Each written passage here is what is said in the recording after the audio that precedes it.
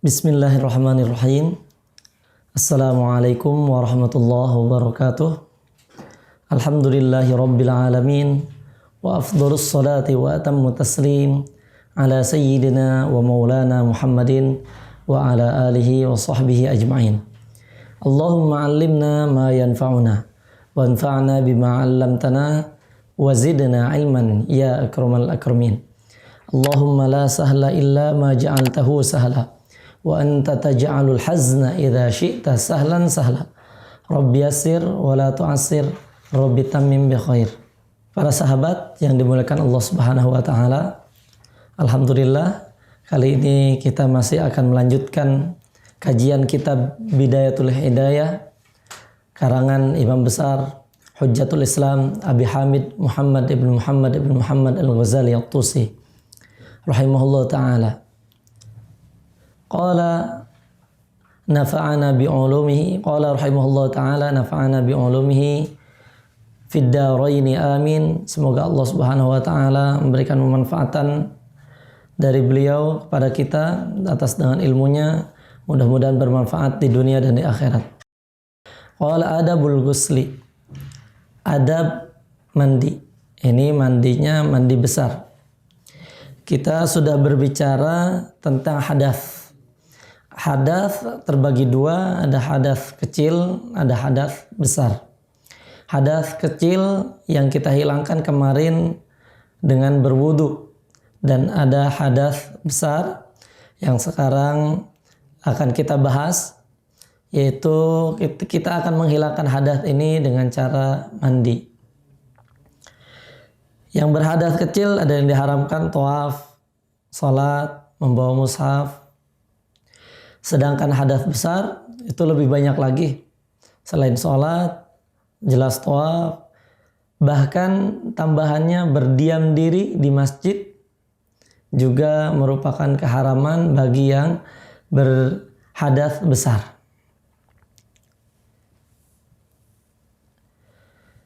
Bismillahirrahmanirrahim. Fa idza asabatka janabatun min ihtilamin aw wiqa'in fakhudhil ina'a ilal mughtasal. Kalau kamu tertimpa janabah, baik dari mimpi atau berhubungan, maka ambillah wadah ke kamar mandi. Sekarang memang di sini disebutkan beberapa sebab janabah. Ada yang disebutkan dan ada juga yang tidak disebutkan. Yang disebutkan di sini min ihtilamin, sebab janabah dari mimpi. Dan mimpi ini harus mimpi basah. Tentu yang dewasa tahu ini. Mimpi basah ini memang harus mimpinya sampai basah. Kalau misalkan mimpi saja, walaupun itu dalam mimpi terjadi, kalau tidak keluar, tidak basah, maka tidak junub. Kemudian juga ada di sini min ihtilamin dari mimpi. Mimpi juga tadi kami sebutkan kalau mimpi itu tidak basah maka tidak. Bahkan kalau mimpi itu di dalam mimpinya di dalam mimpinya dia bermimpi. Di dalam mimpi dia bermimpi basah. Ketika kenyataannya ternyata tidak basah, maka tidak terkena janabah. Jadi walaupun mimpi di dalam mimpinya itu adalah mimpi basah, itu tidak terkena. Yang kita kenai itu ketika yang realnya, yang nyatanya ketika memang benar-benar sudah bangun dari tidur, ketika ada terlihat basah, itulah ya mimpi basah. Kemudian juga wiqa'in, atau terjadinya ada hubungan. Hubungan di sini baik yang berhubungannya sebab berhubungannya keluar atau tidak, itu yang penting berhubungan. Itu ukurannya jika helmnya sudah tenggelam, ya kepalanya, tentu sekali lagi mohon maaf kami berbicara seperti ini memang supaya agar lebih jelas, dan memang yang dewasa tentu tahu. Helm itu sudah tenggelam, maka itu sudah disebut dengan berhubungan. Baik keluar maupun tidak keluar. Kalau keluar tadi sudah apalagi dengan keluar ya. Dan ini pun kalau misalkan terjadinya yang halal ataupun yang haram, naudzubillah.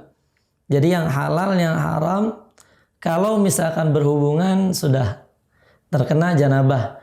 Demikian juga depan atau belakang, walaupun belakang itu tentunya yang diharamkan, tapi kalau misalkan terjadi maka terkena janabah.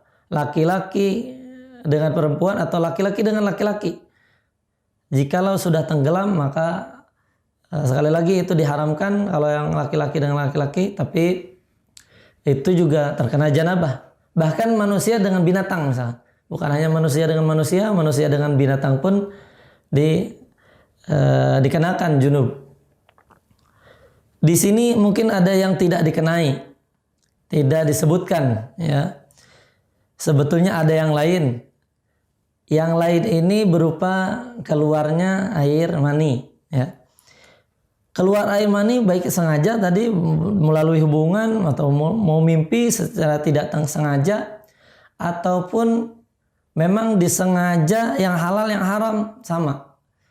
Jadi kalau misalkan melihat seseorang misalkan ternyata tidak sengaja keluar, itu termasuk yang tidak sengaja dan itu tetap junub. Sekali keluar air mani maka terkena janabah.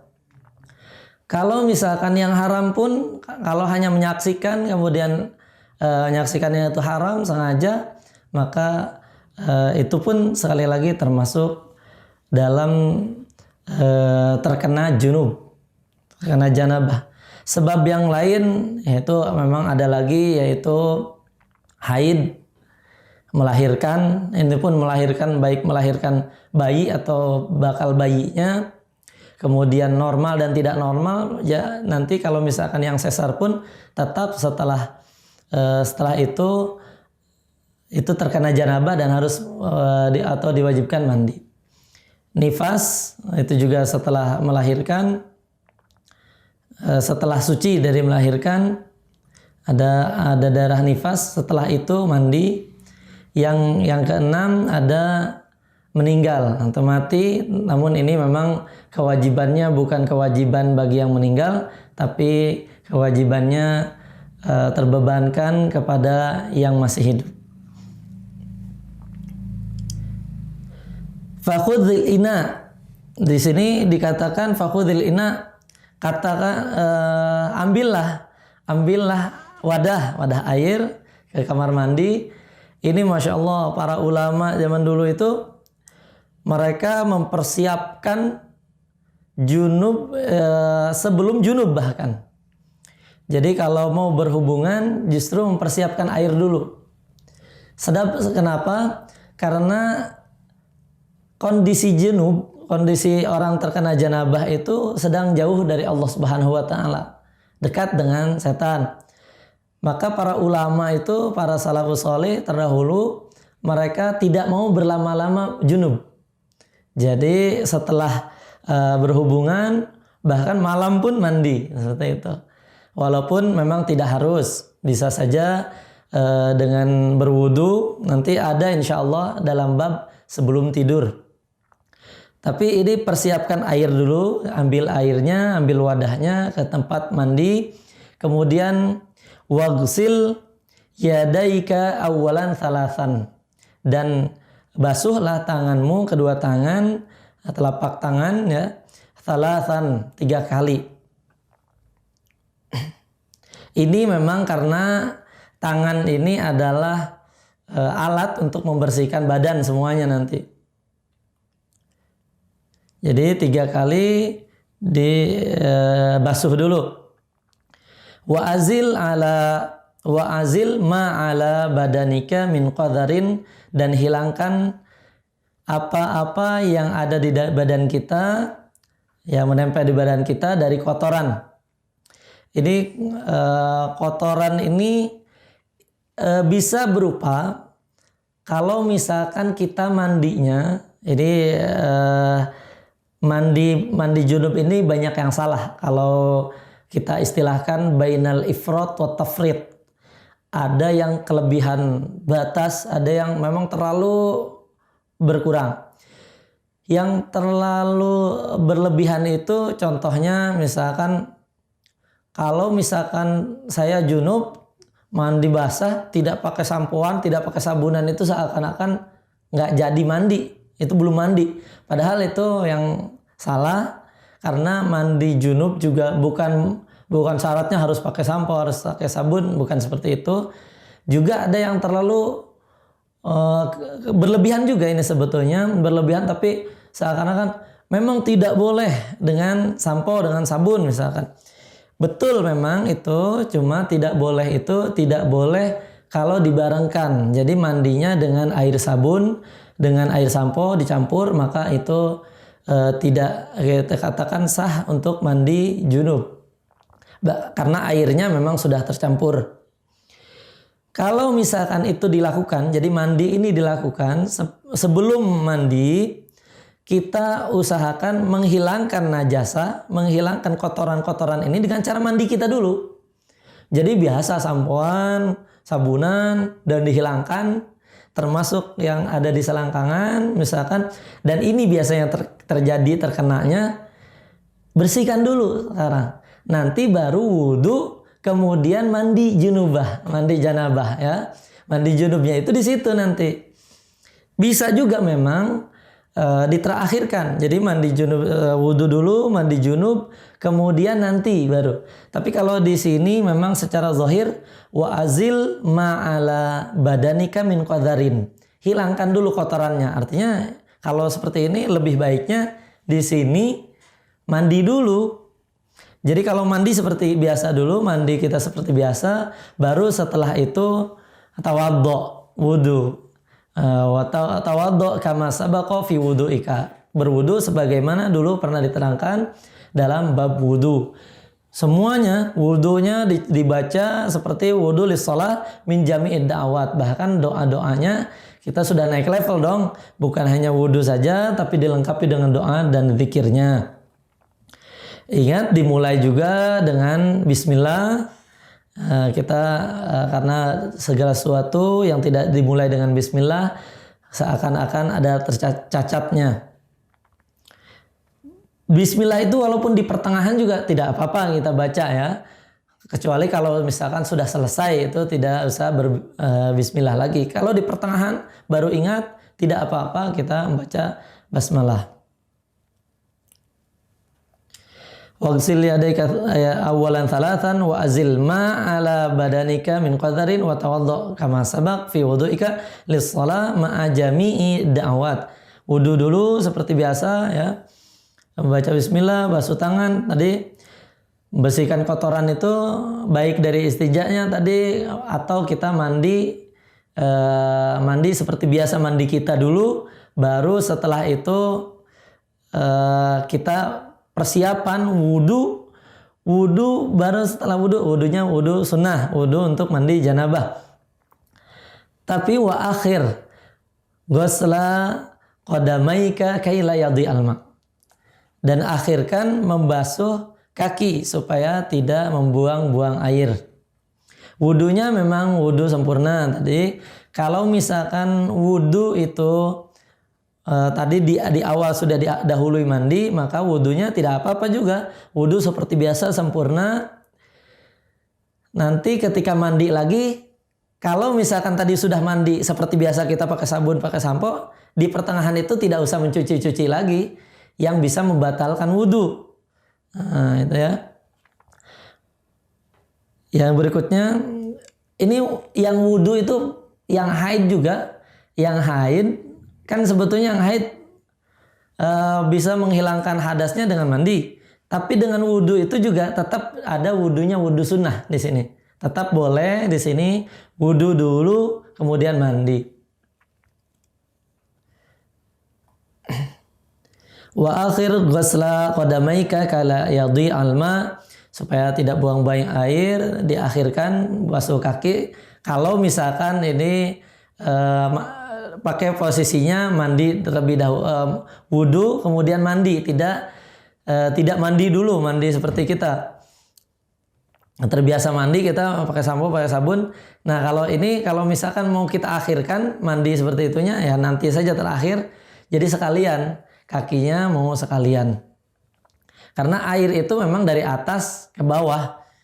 Nah, artinya kalau misalkan kita sambil mandi, setelah mandi dicuci kakinya pun tidak apa-apa.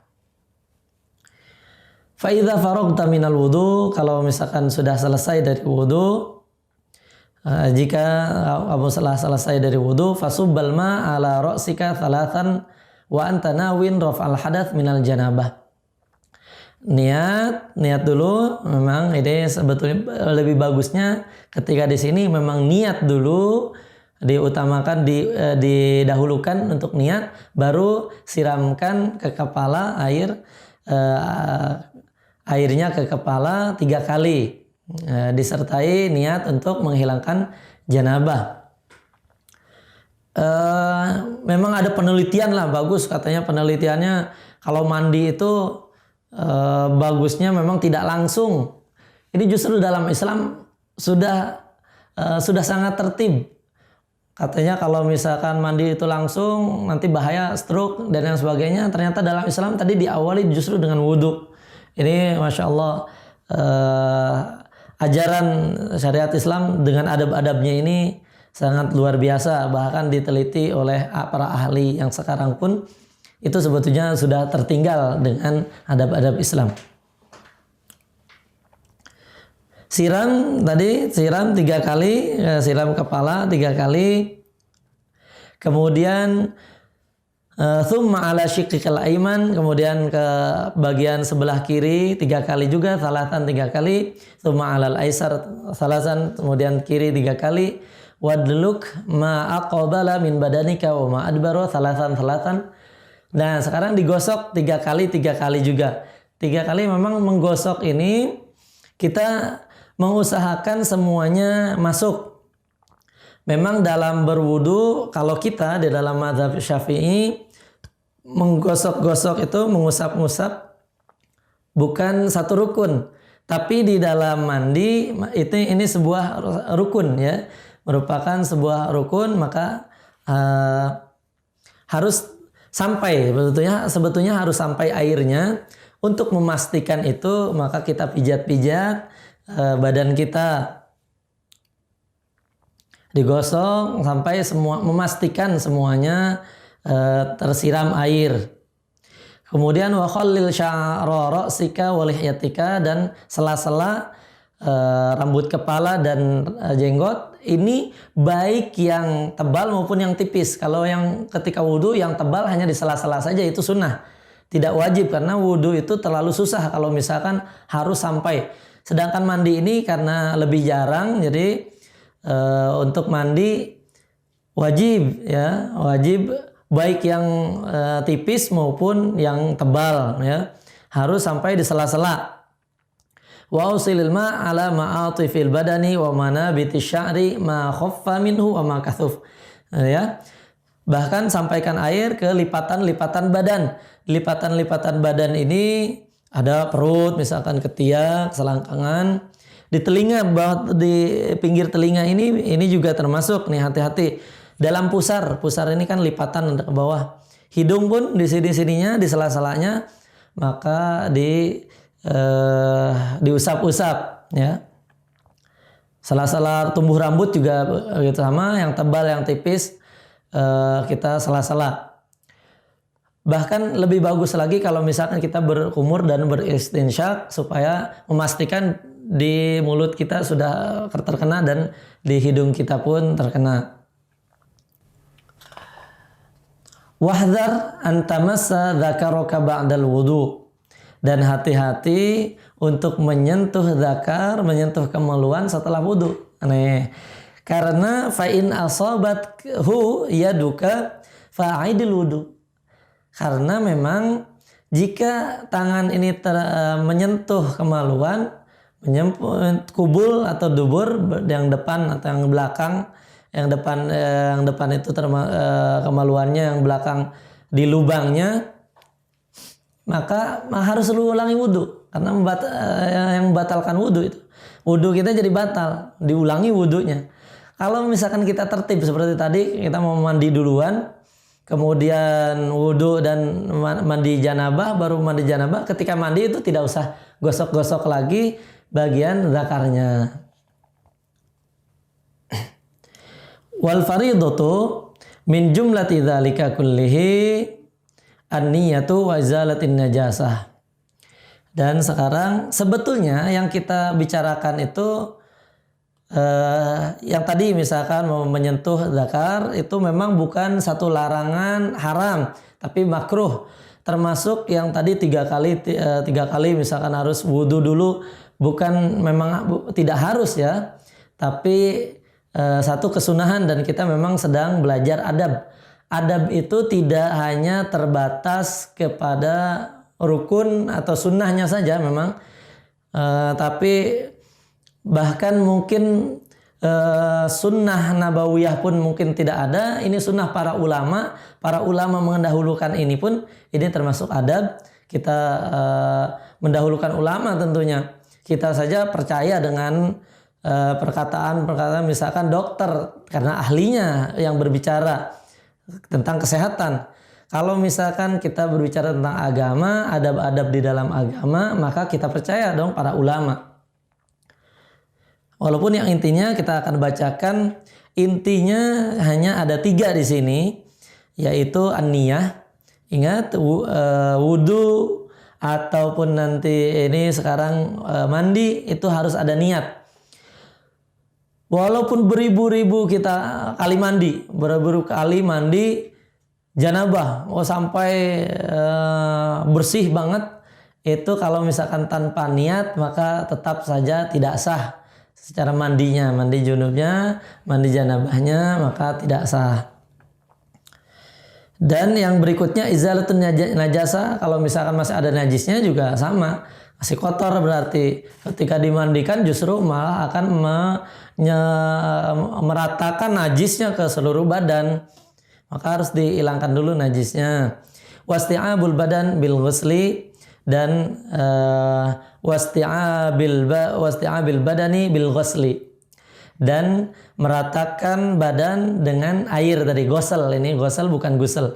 Kalau yang di awal tadi gusel, babul gusli itu memang gusel itu mandinya. Kalau gosel itu airnya, air yang dipakai untuk mandi itu gosel disebutnya. Dan meratakan badan dengan air. Itu saja sebetulnya. Dan Imam Al-Ghazali menambahkan lagi, mengingatkan yang fardu wudu yang terdahulu. Memang dulu tidak diingatkan yang fardunya apa saja. Sekarang disebutkan di sini wa fardul wudu'i ghuslul wajhi wal yadain ma'al firqain wa mashi ba'dhir ra'si ghuslir rijlain ila ka'bah marratan ma'an niyah. Ini disebutkan memang niat, memang ini niatnya seakan-akan terakhir. Niatnya kan memang kita sudah bicarakan yang pertemuan yang lalu ketika akan membasuh wajah.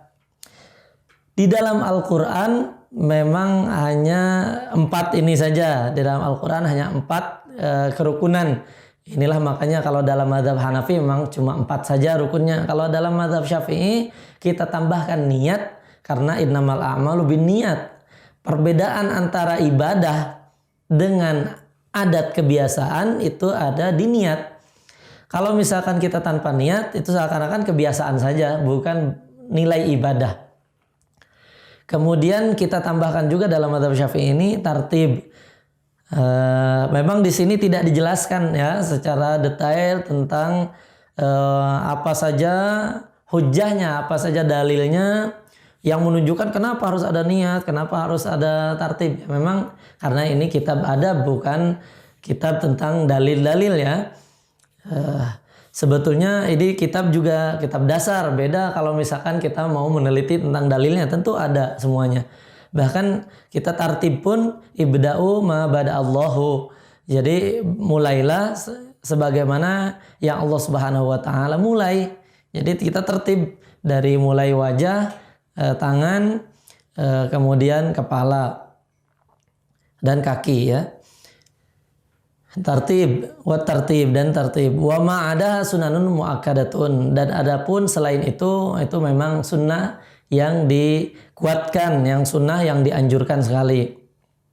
Fadluha katsirun wa thawabuha jazilun wal mutahawinu biha khasir.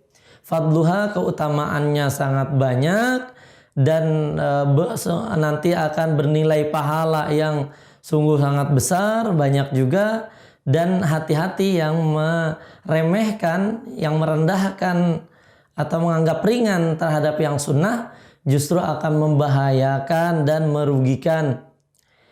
Memang berbeda ketika kita belajar dalam fikih. Dalam fikih kita akan menemukan sunnah itu ma yuthabu ala fi'lihi wa la yu'aqabu ala tarkihi. Yang mengamalkan sunnah maka akan mendapatkan pahala, yang tidak mengamalkan sunnah itu juga tidak mendapatkan iqab, ya. Tidak artinya bukan satu hal yang wajib, yang sunnah ya sunnah, tidak mendapatkan dosa, tidak dosa juga kalau kita tidak ditinggalkan. Hanya khosir, sebetulnya bukan hanya juga ya, mohon maaf. Ini rugi, justru rugi kalau tidak dilakukan. Itu justru rugi. Jadi secara adab kita agak berubah sedikit. Yang sunnah diamalkan mendapatkan pahala, yang melakukannya rugi. Nah, ini secara adab kita lakukan. Karena dinamakan sunnah, sunnah pun dinamakan sunnah karena litatasanna biha, karena untuk diikuti. Jadi sunnah itu dinamakan sunnah. Dulu para ulama membedakan sunnah dan wajib, karena yang wajib itu harus dilakukan, dan misalkan kalau tertinggal harus qadha. Kalau misalkan yang sunnah tidak, pembagian seperti itu. Tapi yang sunnah pun dikatakan sunnah agar diikuti. Ini sunnah Rasulullah. Sunnah Rasulullah itu jalan Rasulullah, harus kita ikuti. Bahkan para sahabat dulu mengamalkan, melaksanakan sunnah karena itu sunnah. Jangan sampai kita meninggalkan sunnah karena itu sunnah. Justru harusnya mengamalkan sunnah karena itu sunnah. Bukan meninggalkan sunnah karena cuma sunnah. Bukan seperti itu ya. Jangan sampai mutahawin, jangan sampai meremehkan, merendahkan kesunahan. Bal huwa bi asli faraidhi mukhatir. Bahkan lagi kalau yang merendahkan sunnah, kalau yang menganggap ringan, menganggap remeh terhadap sunnah, itu bahaya dengan yang fardu-fardunya. Karena yang sunnah itu menjaga fardu. Jadi kita belajar adab. Adab kalau kita laksanakan secara utuh, maka kita dengan secara tidak langsung akan menjaga yang sunnah-sunnah. Yang sunnah juga kalau kita amalkan, maka akan menjaga yang wajib. Gitu ya. Jadi kita tuh menjaga adab agar yang sunnah pun terjaga gitu. Yang kita itu jaga sunnah agar yang fardu jangan sampai terlewat. Kalau misalkan kita tidak menjaga yang sunnah, tidak menjaga adab, hati-hati. Yang sunnah nanti, cuma sunnah ini. Tuh. Nanti akan meremehkan yang sunnah. Kalau orang itu sudah meremehkan yang sunnah, takutnya nanti akan meremehkan yang fardu. Na'udzubillah min dzalik. Bahkan nanti rugi. Yang fardu kalau misalkan tidak terlaksana, itu modal utama. Ya, maka kalau modal saja tidak cukupi, bahaya. Yang sunnah, karena ini adalah keuntungan kita. Kalau misalkan kita hanya melaksanakan, hanya balik modal saja tanpa untung, ya buat apa kita bekerja sekarang kalau tidak ada untungnya? Kalau buat apa kita capek-capek berdagang kalau misalkan tidak ada untungnya? Gitu ya. Kita aja dalam sistem ekonomi ingin mendapatkan untung yang sebesar-besarnya. Justru ini kalau misalkan kita dalam mandi saja, kita akan atau bisa mendapatkan untung yang sebesar-besarnya dengan melaksanakan yang sunnah. Kan kita sekali lagi jaga adab untuk yang sunnah pun agar terjaga. Fa innan nawafila jawabirun lil faraid. Maka sungguhnya yang sunnah-sunnah juga menutup yang faraid. Artinya memang menjaga juga, menjaga yang faraid, bahkan nanti bisa menutup kalau misalkan ada kekurangan-kekurangan kita dalam yang fardu, karena kita banyak sekali kekurangan. Syarat-syarat rukun-rukun banyak yang mungkin kita terlewat. Baik yang disengaja ataupun tidak disengaja. Baik yang mungkin karena itu kurang ilmunya. Ya itu bisa tertutup nanti dengan yang nawafil. Dengan yang sunnah-sunnah itu akan tertutup celah-celah itu. Jadi minimal kelihatannya sudah bagus lah dengan yang sunnah-sunnah. Allah Subhanahu wa Ta'ala pun mudah-mudahan menutup. Walaupun bukan yang dihapus ini bukan dosa besar. Tentunya kalau dosa besar terhapusnya hanya dengan taubat. Kemudian hak-hak adami juga, hak-hak manusia hanya akan tertutup jika dia melaksanakan atau menyerahkan hak-hak tentang kemanusiaan itu. Kita insya Allah akan lanjutkan lagi ke dalam bab yang selanjutnya, yaitu bab adabut tayammumi. Qala fa'in ajazta. Fa'in ajazta sekarang, kalau misalkan kamu tidak sanggup sekarang, tidak sanggup untuk anisti'amalil ma'i li faqdihi ba'da talabi, untuk menggunakan air li faqdihi ba'da talab. Li faqdihi karena hilangnya air, tidak adanya air, ba'da talab setelah mencari. Para sahabat-sahabat semuanya, memang kita itu ada tayamum. Tayamum itu memang satu keringanan yang Allah Subhanahu wa Ta'ala berikan untuk kita. Ini sungguh luar biasa sekali. Memang dari awal wudhu kita sebutkan bahwasanya wudhu itu ibadah yang ta'abudiyah. Ibadah yang memang kita serahkan sama Allah. Artinya bukan ta'akuli, tidak bisa kita terpikir dengan akal. Kalau misalkan kita pikir akal, wudhu mungkin yang membatalkan wudhu, kenapa misalkan sebabnya kubul atau dubur, dari belakang kita, dari misalkan mengeluarkan angin dari belakang, loh kok itunya tidak dibasuh, nah kan? Karena memang bukan ta'akuli, bukan masalah akal, kita ta'abudi. Demikian juga tayamum. Kalau misalkan kita pikir tayamum ini kok ya membersihkan, jadi menghilangkan untuk yang sesuatu yang membolehkan sholat, tapi malah dengan seakan-akan dengan sesuatu yang kotor, gitu ya. Ini luar biasa sekali. Sekarang, dan memang mesti ada seseorang itu dia tidak bisa menggunakan air. Maka kita simpulkan saja memang tayamum ini keadaannya tidak ada air. Baik tidak ada airnya itu secara real memang tidak ada air, secara hakikatnya tidak ada air, ataupun secara majaz, secara kita seakan-akan tidak ada air ya. Hakikatnya ada airnya, cuma tidak bisa digunakan. Nanti kita lihat. Li faqdihi ba'da talab, harus ya. Apain ajazda ala anisti'malil ma'i li faqdihi ba'da talab. Ini kita lemah. Kita kalau kita tidak mampu untuk menggunakan air, li faqdihi karena nggak adanya air. Ba'da talab ini ada syaratnya. Tidak ada air itu harus mencari dulu. Ya. Karena memang di sini ba'da talab. Ya. Di dalam Al-Qur'an pun dikatakan jelas, di dalam Al-Qur'annya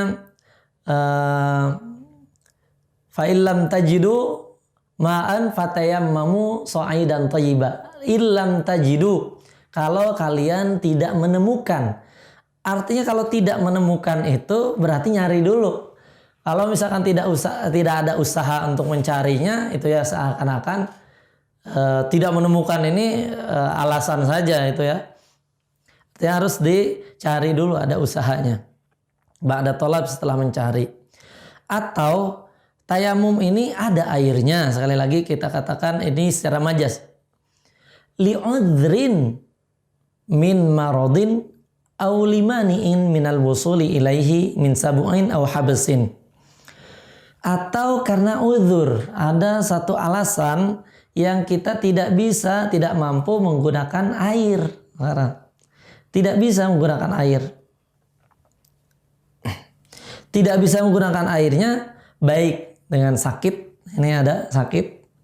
Karena sakit kita tidak bisa menggunakan air. Ini tentunya para dokter pun tahu. Atau kita dianjurkan oleh ahli kesehatan, oleh dokter, sudahlah jangan pakai air dulu, jangan wudhu dulu, atau ini perban jangan sampai terkena air, kan? Karena sakit, atau memang sakitnya itu memang dia kulitnya sensitif dengan yang dingin. Kalau itu dipakai maka berbahaya untuk kulit. Ini pun ingat, tayamum ini bukan hanya pengganti wudhu, tapi juga pengganti mandi. Kalau ketika wudhu memang jelas itu tayamumnya oke lah. Jangan sampai dipikir ketika mandi, wah ini harus tayamumnya seperti apa ini, apakah harus guling-guling, kan tidak juga. Dan ingat nih, jadi sakit kalau ada orang yang wudhu saja misalkan terkena air sedikit dari wudhu saja tidak boleh, apalagi yang mandi, apalagi keadaan dingin, wah itu kita tidak bisa mandi dengan air. Maka bagaimana solusinya? Ini solusi dari Allah Subhanahu wa taala, fa lam tajidu ma'an fatayammamu sa'idan thayyiba. Bertayamum baik itu karena sakit. Ya, jadi kalau sakit itu berarti airnya ada, tapi secara hakikat, secara realnya ada. Hanya saja dia secara terlihat kemampuannya dia tidak bisa menggunakan air. Aulimaniin minal wusuli ilaihi. Atau memang tidak bisa sampai ke air itu. Airnya ada. Sekarang di sungai ada air, silahkan. Tapi ada mani, ada pencegah untuk sampai ke ilahi kepada air. Min sabu'in aw habsin. Baik dari binatang buas atau karena terpenjara. Loh, nanti ada loh. Kalau misalkan ada kondisi air ada di sungai. Tapi di sungainya membahayakan, ada buaya. Atau kalau misalkan kita keluar dari rumah itu bahaya, ada binatang buas. Bahkan kami dulu dilarang keluar rumah ketika di Damaskus, pernah memang ketika peperangan, itu nggak boleh keluar rumah. Ya sudah yang ada di dalam saja, seperti itu ya. Sedikit cerita, artinya dalam kondisi memang tidak bisa keluar. Untuk sampai ke air itu, airnya ada tapi kita tidak bisa sampai ke sana, takut binatang buas ataupun terpenjara, terkunci. Seseorang terkunci misalkan di kamar memang tidak ada WC-nya, misalkan lupa gitu, atau dikira sudah keluar semua, terkunci gitu. Ada sih kalau kita keluar ruangan ada. Hanya saja dia terkunci, tertutup, dan terpenjara misalnya, atau di penjara, atau terikat dia, itu termasuk yang habas, termasuk yang tidak bisa sampai kepada air. Ini yang kedua ya, airnya ada tapi dianggap tidak ada.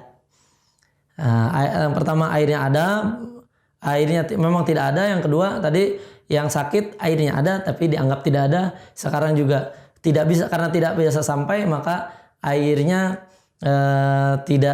airnya ada tapi dianggap tidak ada. Mungkin ini dulu, nanti insya Allah akan kita lanjutkan ke pertemuan selanjutnya. Mudah-mudahan ada manfaatnya, dan kita jaga adab-adab ini agar kita sempurna melaksanakan ibadahnya. Dan kita berusaha menjalankan adab ini kalau bisa di list, agar satu-satu benar-benar kita jalankan, minimal sekali seumur hidup kita menjalankan. Jangan-jangan ada kesunahan, ada adab yang belum sama sekali kita pernah lakukan seumur hidup. Kalau bisa memang itu di list, diamalkan agar menjadi amalan harian, dan itulah kita dalam usaha menjalankan ketaatan, karena menjalankan ketaatan dan menjauhi larangan karena Allah Subhanahu wa taala, karena kita sedang belajar ingin menjadi orang bertakwa, menjalankan perintah, menjauhi larangan, dan mudah-mudahan kita termasuk orang-orang bertakwa. Dalam kitab Bidayatul Hidayah ini kita termasuk orang-orang yang mendapatkan hidayah Allah Subhanahu wa taala. Hadanallahu wa iyyakum ajmain. Assalamualaikum warahmatullahi wabarakatuh.